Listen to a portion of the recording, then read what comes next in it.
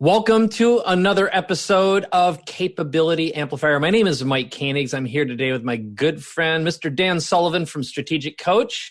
And today we're going to be talking about something brand new that we've both been noodling for quite a while that is for sure going to increase your capabilities and help you get a lot more out of life and your business too. So hi, Dan. How are you? Great, Mike. And you're always transforming into the next level. If I'm away from you for 3 months, there's a new Mike. Thank you for that. That is a great gift. And I'll tell you, there are some brand new things I can't wait to share with you because over the past 5 months, I have been doing what I consider my best professional work and developed 15 really powerful tools and strategies that when they're implemented, what I've been doing is I've got this new living laboratory of some high value clients that I've been working with who came to me and said, I want to reinvent my business. I want to reinvent my life and do something that's fully integrated. And I thought maybe today we can talk about one of these processes and how our audience can use them. I'd love to. Mike, right off the bat, the word tool, because you and I think of tools as ways of thinking about things. Explain how you distinguish a tool from a method or a technique. Okay, that's really good. Thank you. So to me, a tool is going to be very flexible and produce different results for different people. If you give someone a toolbox, you could build a house, you could build a shed, you could build some toys, you could build a kitchen or furniture where, a process or a system will be a more defined specific result. And what's interesting, so thank you for that. I'd never even thought of thinking through the lens like you just did. And it just opened up like I experienced a fireworks explosion, actually. So holy cow, you always do this for me. I'll say one thing is I always feel a lot smarter when I'm around you. But here's what popped into my head as you asked that is in this group of people I've been working with, 2 of them are in the artificial intelligence world. One of them is very involved in the Abundance 360 and is currently working on creating business models to solve the 12 global human challenges. I can't remember whether the GCHs or something like that. And then I've got a lot of people in the functional medical world. I work with a lot of doctors and people in the financial services industry. And until you just brought up that one distinction, this one tool I'm thinking about in particular about sharing today has been successfully used by all of them.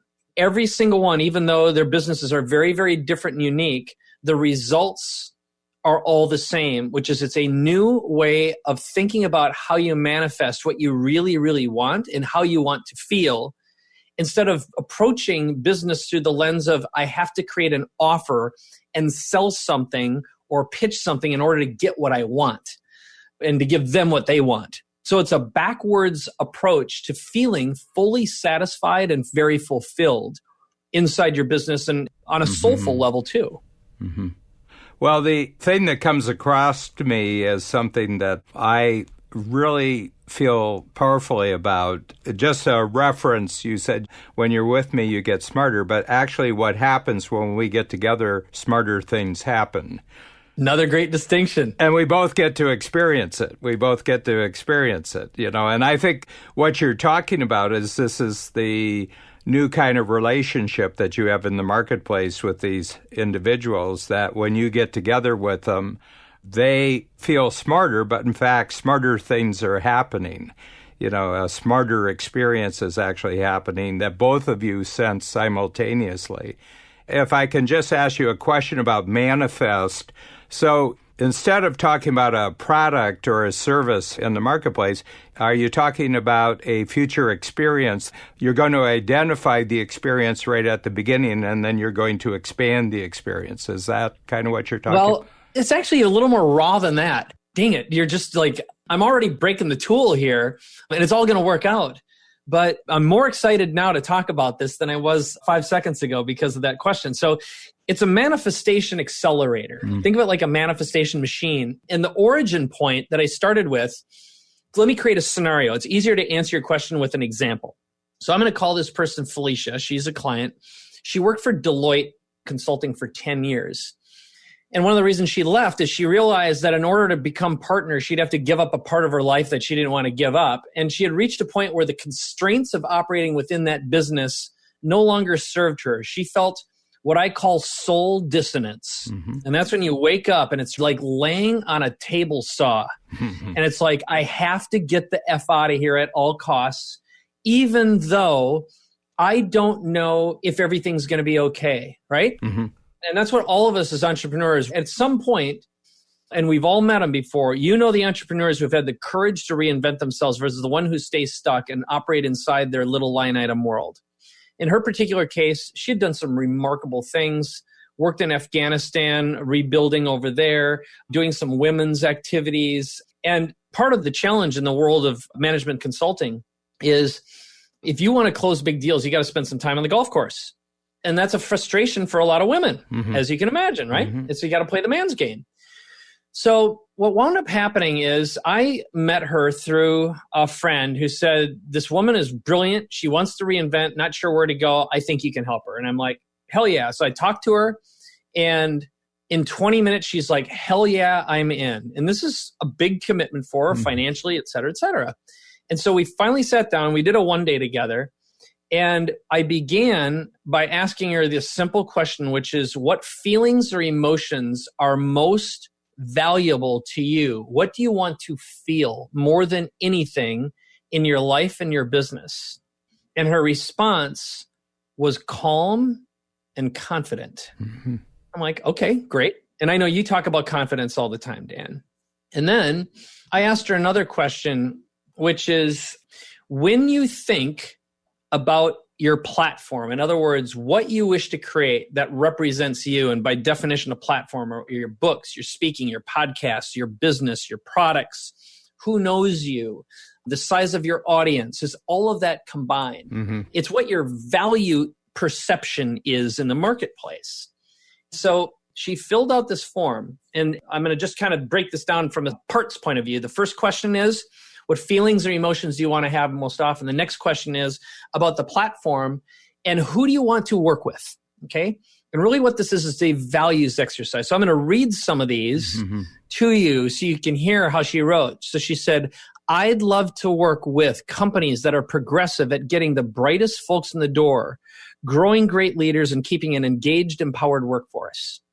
Very values driven, okay? Next, I'd love to work with women who believe in the mission, partners and collaborators, where we're bringing the best ideas to the table on how to change the conversation. And the third, I'd love to influence younger women, show them a path to success that has been paved by those of us who've been there already. Well, the second to last is, I'd love to be seen as a game changer in the space. And last one is that I'd love to do all this and not be on the golf course to influence decision makers. So they're pretty simple. And I also asked her another question. Who are the top people you admire or model in your life and business, and why? And her response was, growing up, it was Wonder Woman. Funny, I know, but I don't remember a strong sense of women role models back then. And then the next one was my mom, what she's gone through, and then the drive she instilled in me. She taught me not to settle, to not take no for an answer, to see the world, to dream big, to do whatever it is I wanted to do, but do it with all my might. So it really is a declaration of her values.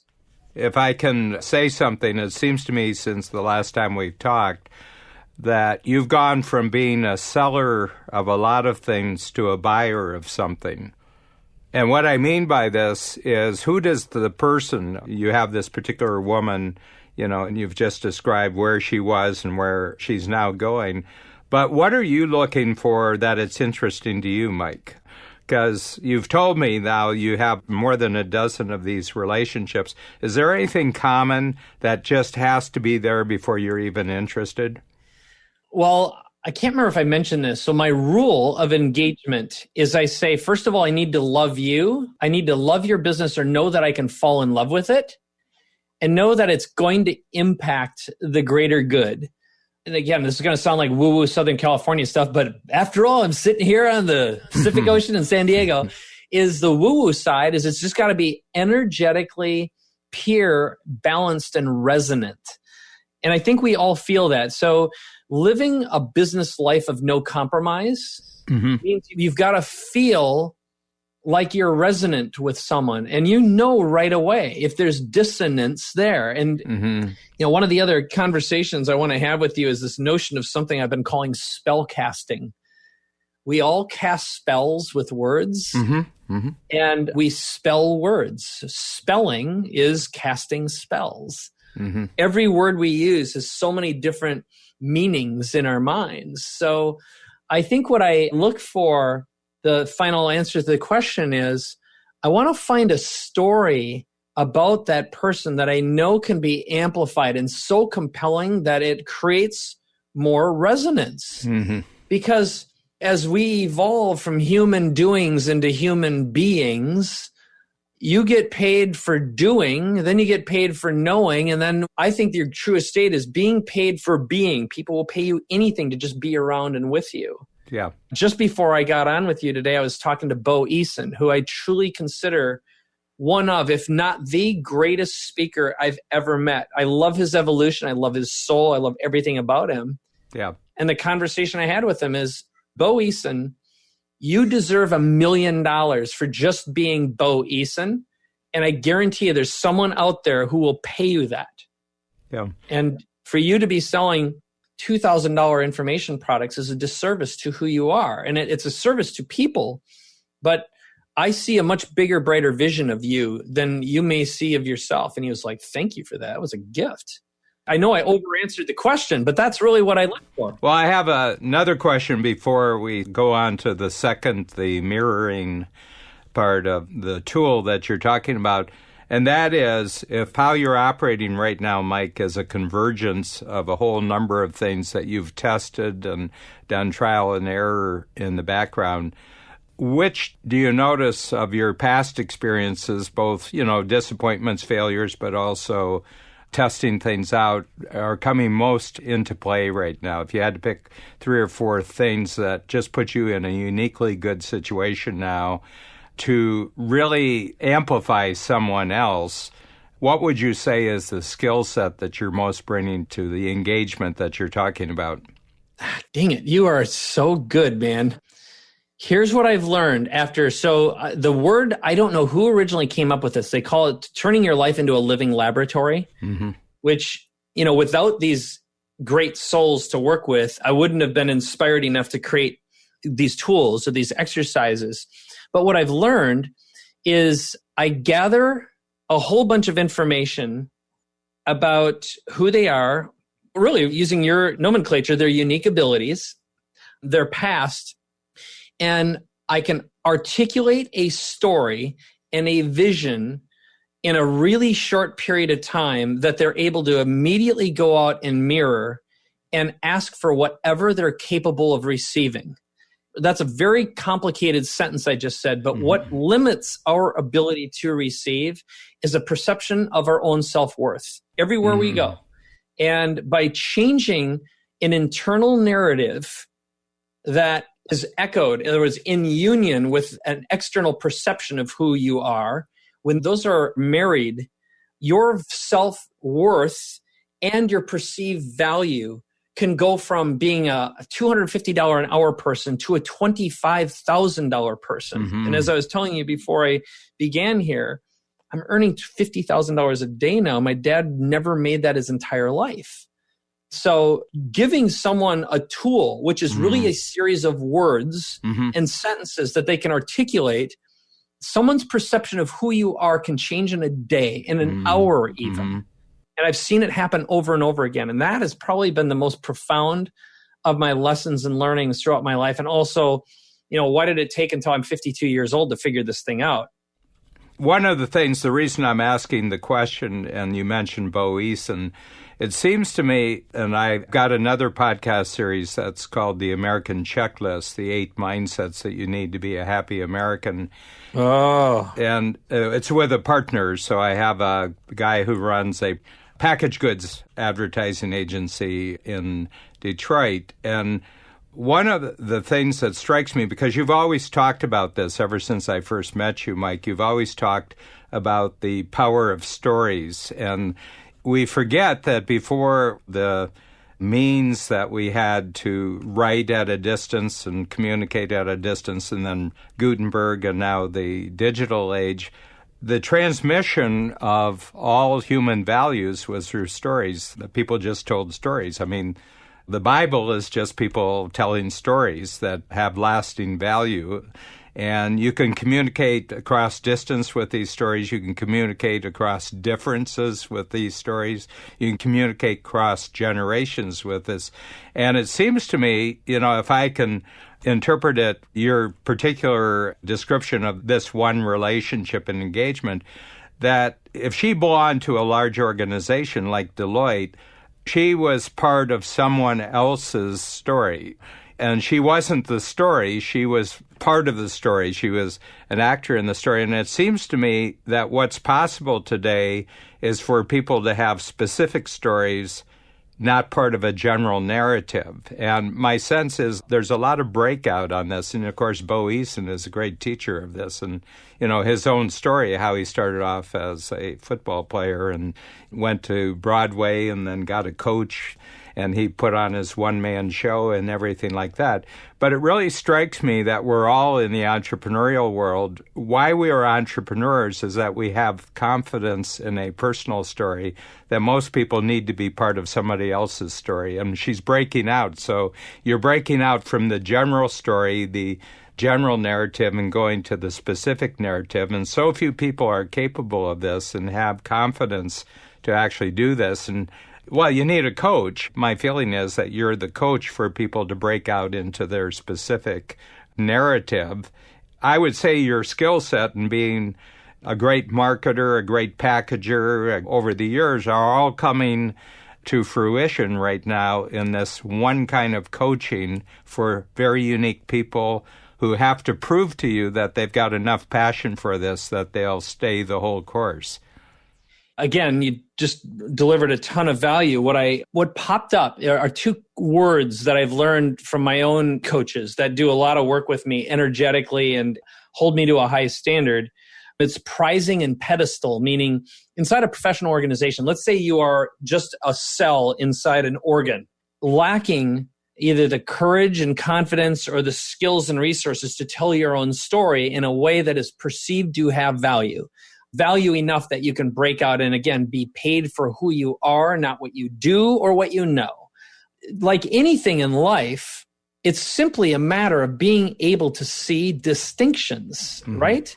Being able to break things down into little components and analyze it. And at some point, if you look too close, I call it ant collecting, okay? So I've had people who work for me who cannot see the forest from the trees, and all of their labor is focused on low-value things, and they're completely obsessed in a way of sorting the ants, okay? Instead of realizing that if they just funnel the ant movement towards whatever the action is, it's really they don't have to work. Their value is in seeing the distinction. That's the difference between a low-value laborer or a worker and someone who, again, sees the power that a word, if I rattle off one of them right now, this may date this, but hashtag me too, for example, there's a history lesson there. There's thousands of years. There's perception. It's politically loaded. There are feelings associated with one freaking word, right? When you study etymology and the layers and levels of a meme, again, it doesn't matter if you're an entrepreneur or you're a corporation. I can do the exact same thing for a consumer packaged goods company. And a word from one of my clients is medical food. What that represents is food that's made to be medicine. It will be dispensed. And that's a multi-trillion-dollar industry. It could be a quadrillion-dollar value industry in the not-so-distant future. Yeah, you heal yourself and rejuvenate yourself by eating. Yeah, that's a big idea. It's a massive word, okay? Yeah. And that's really what, you go, if you're in Silicon Valley, the distinction between raising $10 million and $100 million is a well-crafted, spell-casted story. Yeah, well, I was reading a little history because Jack Ma has retired for one reason or another. I'm not quite sure of the circumstances from Alibaba, but his IPO, they raised $233 billion in 24 hours. Wonderful history, just total failure. I mean, the guy, was a reject. He was a disappointment and everything else. And he just got this idea that maybe 1 billion Chinese people would like to buy what they want to buy online. But he had to go through an enormous amount of self-refining to get to the point where he could actually match up with a technology that could actually do this. I think Jeff Bezos is really, an amazing genius, but, the guy raised $233 billion in one 24-hour period. I mean, billion's a lot of money, it's a lot of money. It's a big thing. But his story is very compelling, and I got to believe that his story brought him to that capability. We're talking about amplifying capability here. It's possible in the world today because of the technology that we now have and this point in history where individuals can now amplify exponentially. And you know that, from your own projects and your processes over the last 25, 30 years, you know what this can do.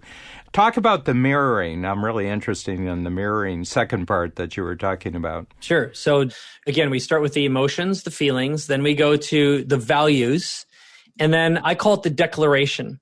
This is the mirroring. So if you remember before, I started this out and it's all about you at the first segment. So I'd love to work with companies that are progressive at getting the brightest folks in the door, growing great leaders, and keeping an engaged and empowered workforce. So each one of those then becomes a reflective declaration, which means if you own or run a company that is progressive and wants to attract the brightest folks to work for you, grow great leaders, and keep an engaged, empowered workforce. The next one is you are an executive woman who believes in a mission to bring the best ideas to the table and how to change the conversation. So all I do is change it from me to you. Now, the reason why this is so freaking important is I've never met a company that was, very few are truly great at identifying their perfect client, their perfect audience, and speaking to them in such a way that they raise their hand and go, oh my God, you are the answer I've been looking for. I will pay you whatever you ask for because I want to feel that way. Mm-hmm. So because we're constructing this from a perspective of emotion to values to then a reflection, your messaging, what you are effectively doing is attracting your highest idealized version of yourself, which historically, this is the funny thing. My wife used to work for Deepak Chopra, and he often said to her, we all write the book we need to read. And I'd go so far as to say, we all create the product we need for ourselves. And until we've mastered our own egos, and we are truly selfless civic servants who are here in a boundaryless plane to deliver, we're constrained by our ego and our attachments, right? So what this does is it creates a natural evolution. Mm-hmm. And again, this works for any kind of a product, consumer packaged goods, even though I'm starting from the founder's perspective. So ultimately, what we do is, I'll read the last one, which is, and if you'd love to do all of this and not be on the golf course to influence decision makers based on high quality, value-driven relationships of partnership and collaboration. And then finally, who is this for? It's for you if this message resonates, to not settle, to not take no for an answer, to see the world, to dream big, to do whatever it is that you want to do, but do it with all your might. I took her idealized perception of her mother and her values and inserted in here. And here's what happened, okay? From that, we turned it into an offer. So all we did is took line item by line item, each one of those things, and created modules or exercises that deliver on that promise of the value, of the feeling. So here's what happened. The next day after we did this exercise, which only took like an hour, she just spoke to someone that she had been planning to speak to, and she was basically going to present something where she's going to work for a X number of hours and get paid by the hour because that was the filter. It was like I say, this is the maximum box you're able to receive something in, okay? We all have the little box. And it's sort of like, yeah, but I'm not worth that much. What I do isn't worth that much. And I said, screw that. How about talk to this person about how they want to feel? Yeah. By the end of the conversation, it was a $25,000 conversation that the delivery may have been 10 or 20 hours. And there was no question or conversation about how much do you charge per hour to do X and give me Y. It was, that is how I want to feel, and I want to be part of that. Yeah. She sold a feeling and an emotion, but it was constructed in a way that was congruent and resonant throughout. It actually was an idealized version of her own highest perception of herself. And that's a lot of wacky words, but without exception, I've done this for doctors. I've done it for a guy in the AI world, and he's now delivering feelings, not deliverables, and his perceived value by investors has grown exponentially. So that's effectively what the construction kit and the tool looks like. Well, I think it's terrific. I mean, I've been in coaching for 45 years. In my conversation with Peter Diamandis, I said, I'm aware of two exponentials in the world right now that are not connected to each other. One is technology, and the other one is human teamwork. And everybody talks about technology because it's got certain metrics where it can be measured, but human teamwork, for the most part, doesn't have visible metrics, but it's far more exponential. As a matter of fact, exponential technology has only been created because of exponential teamwork, going back 40, 50 years in the microchip world. And I said, but it seems to me that a third dimension is emerging in the 21st century. And see what you think about this, Mike. I said, if I take humanity in the 21st century and compare it to humanity in the 20th century, that what we have now is we have exponential technology and we have exponential teamwork, and the crucial intermediary between that is coaching. And I think coaching is as important to the 21st century as management was to the 20th century.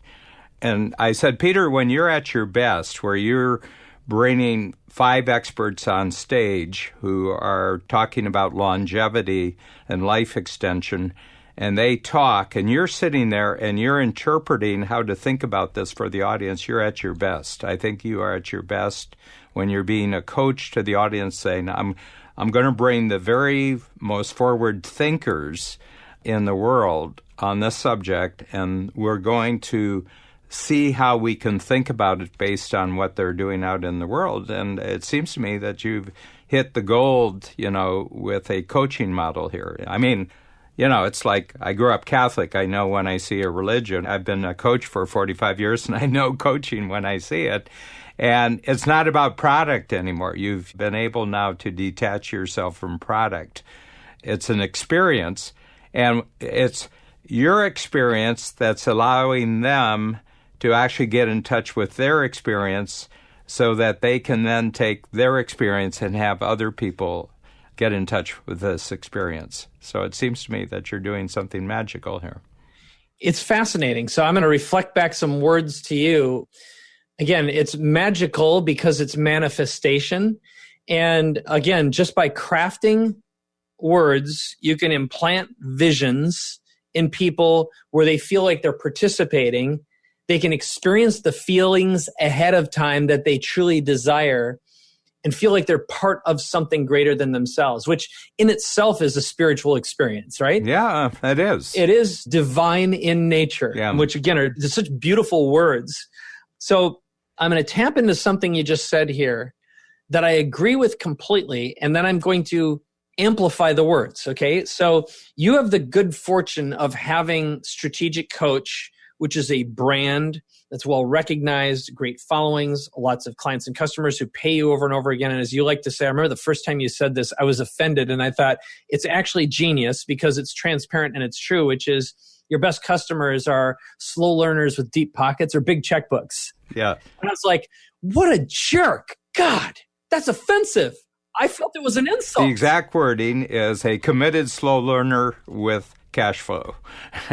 Oh, okay. Is that what it is? Yeah. Okay. All right. So here's all it is. The reason I bring it up is it truly is a high commitment because so if my interpretation of what you actually said is that, my apologies. But the funny thing is, everyone in the room, when I'm there, are like, hell yeah, it's me. I keep on coming back for more because they relish in the ongoing genius. But more importantly, you talked about this is an experience. Mm-hmm. experiences are more valuable than any product or service, period. End of story. Oh, yeah. People will spend their last nickel on an experience. That's actually what Barnum said. It wasn't that they'll spend their last nickel on a blah, blah, blah. I don't remember what he's quoted as saying, but it ultimately is about the experience. But here's what popped out of this. Again, this may sound like sacrilege. I actually don't like the word coach only because it's been misused by low value delivery people. Now, that isn't strategic coach, of course. You own this high value. But I started telling people to use either advisor, and they suddenly can charge more money. Mm-hmm. And I wanted to preserve the sanctity of the word coach and its meaning, because it's easy as a low frequency operating system child, as we grow, we don't really understand the value of coaching unless you've been part of a team. Mm-hmm. I was one of those guys I wasn't a sports guy. And coaching to me, what I would rather buy is a tool or a gimmick to give me something, or a pill, right?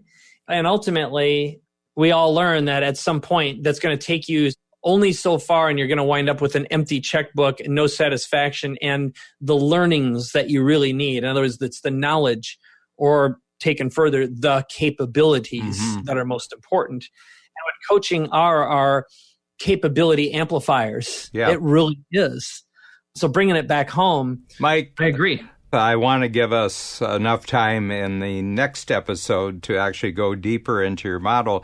But people who are listening to us, and a lot of them are entrepreneurs, if you could distill down how they can take what you're doing right now and have kind of 3 go-forward questions that they ask themselves that'll start letting their mind kind of move in the direction that you're doing with your specific relationships that you're developing here. What would be 3 things that would just automatically expand their thinking about the game they want to play in the future? Good. Well, I'll draw it from the exercise itself, because I think that's kind of the fastest way to get there. And that is, if you really identify what the feelings and emotions that matter to you most, that warm you up, that you are always seeking when you are in a still, peaceful place, right? So I think getting clear on that. And then the next part, and because you gave me, I have to operate within the 3, because there's really 5 steps in this. It's just that people won't remember the 5, but they'll remember the 3. Oh, yeah. Okay. I'll try to simplify it as much as I can.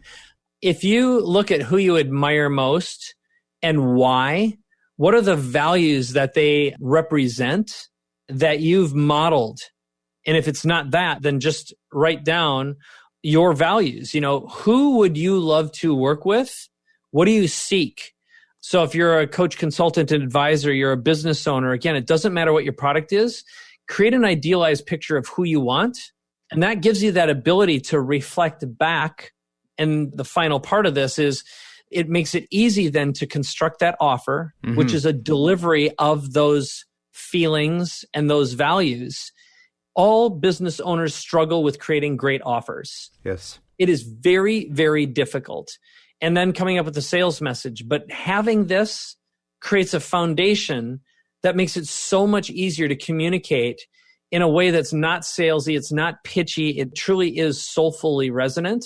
And it feels like it's a part of you. And what amplifies your courage and your confidence is your ability to articulate who you are and what you do, or what your products and services do. And I found this to be the shortest, fastest way to get there. And it is way counterintuitive, at least to me, because by my nature, I'm not a guy who sits around saying, hey, how do I want to feel? What emotions do I want to experience? I'm like, I don't want that. But it's the fastest way to the greatest results in the shortest period of time, in my opinion. Yeah, it's my experience that people buy people. If you want to know what human beings buy, they buy other people. And they buy them for kind of resonant energy, resonant.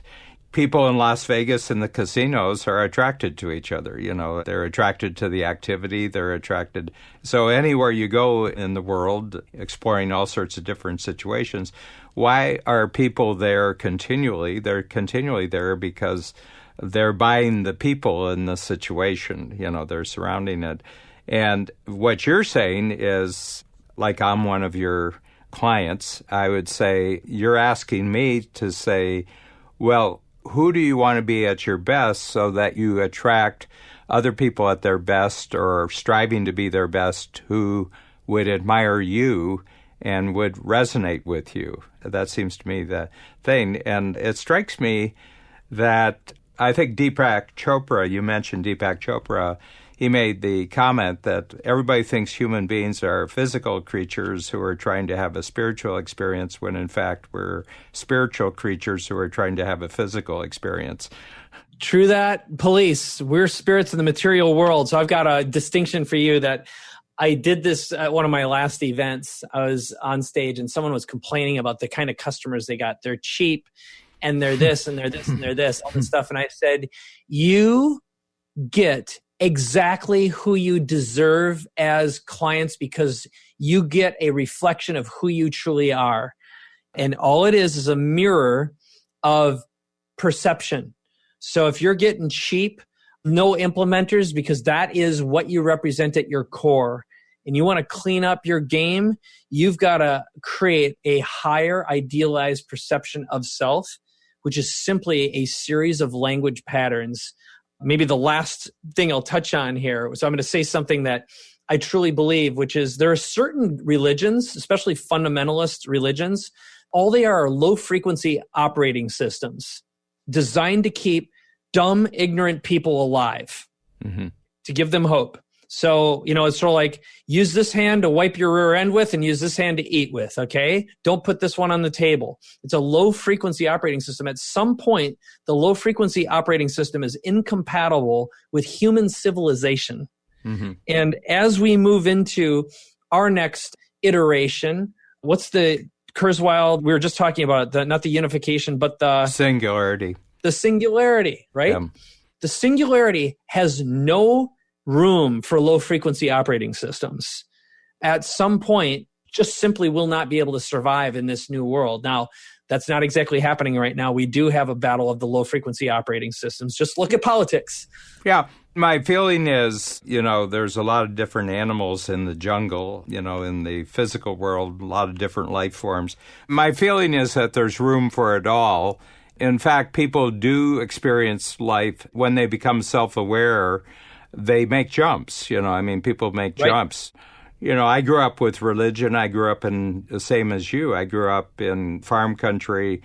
You could go back to your hometown and I could go back to my hometown. And, we have all sorts of judgments about where we've come to, and then we go back.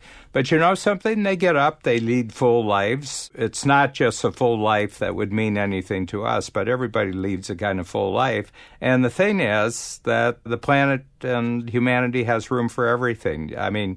The long tail of humanity is getting longer and longer. You are absolutely correct, sir. So I got nothing to add to that except I completely agree. And I go home pretty often to aging parents. And as I like to say, I grew up in a nice place where it's nice to be from there. Yeah. And I live in a place now that is 100% by choice. And I earned the right to be here. And I really appreciate it. I'm so grateful. So that really is the entrepreneurial dream. Yeah.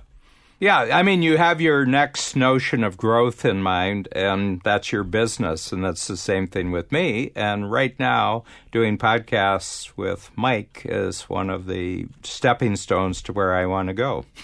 Yeah, I love it. I love it. Same here. So do you want to bring this baby home, land this airplane? Yeah, so next time, I'd like to talk a little bit about my notion of capabilism, because it impacts directly with the notion of capability amplifier. Just a notion. I have a discussion group, a 17-year discussion group that's been going quarterly since, whenever 17 years ago was. We read a big book. It was Steven Pinker's book, which was called Enlightenment Now. My books are very small. You can read my books in 1 hour. So I just want to tell you a little experience I had as a result of this discussion group when we come back for our next episode. Sounds like a plan. All right, Dan Sullivan. It's been real as usual. Appreciate you very much. This is good. See you in the next episode. Bye-bye.